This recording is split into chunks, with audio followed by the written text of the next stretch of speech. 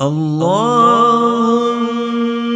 أنت ربي لا إله إلا أنت خلقتني وأنا عبدك وأنا على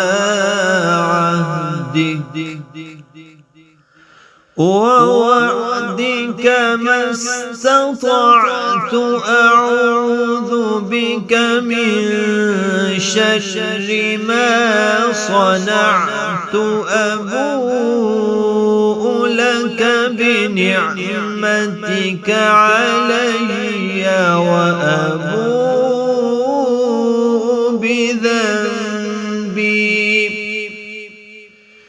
بذنبي فاغفر لي فإنه لا يغفر الذنوب إلا